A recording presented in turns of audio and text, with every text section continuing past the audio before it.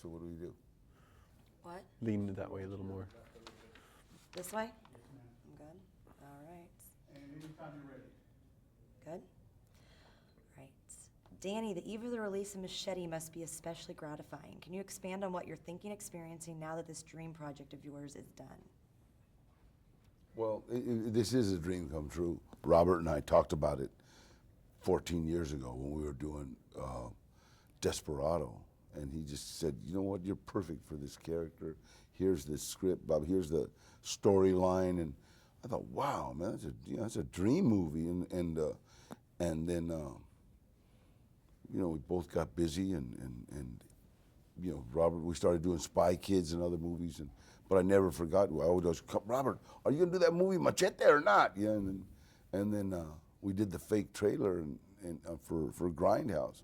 And then the response to that trailer was so unbelievable. I mean, I was in England and people were getting that picture of Machete tattooed on their back. And I kept trying to tell them, it's a trailer. And I didn't know we were gonna make them, boy. But they, you know, they love the trailer. So I kept texting Robert, emailing Robert the pictures of people's back. You know, oops, you know, we better make this movie. Robert, most fans think the idea for the movie was hatched when you did the fake trailer for Grindhouse, but the truth is that you had an idea for it long before that. Can you take us through a quick history of the projects? Yeah, I've had Machete in mind since Desperado. I came up with this idea of a Mexican superhero, sort of an uncorruptible federale agent who gets left for dead in Mexico for going up against the cartels and lives in the U.S. as a day laborer and then gets picked up by some corrupt people as to do a fake hit. Had that story swimming around my head, talked to Danny Trejo about it over the years.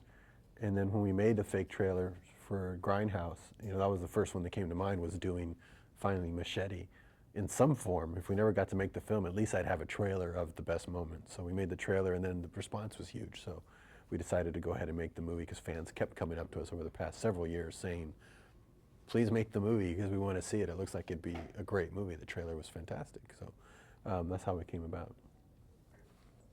And where do you both see Machete going in future movies?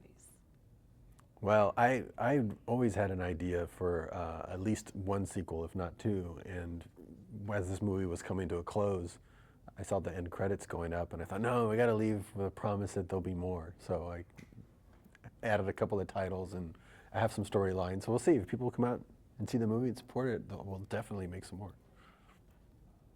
Anything to say on that as well? No, I definitely see it. You know, Machete kills, and Machete kills again. You know.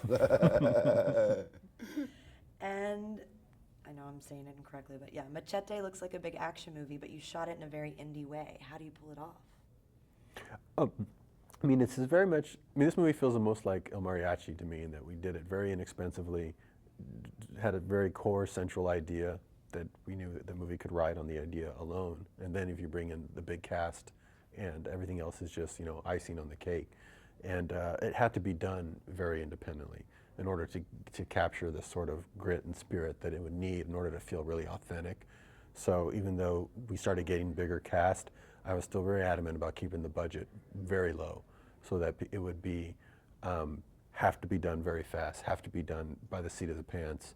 So that's where ideas come from, because you don't have any time and then you show up on the set with this idea that people, where did that come from? I don't know. It just comes up because you have to. Everyone has to pull together and come up with ideas together, and that's when the best stuff happens. That's when the accidents happen.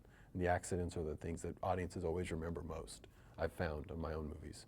The things that they like the most are the things that were just by accident.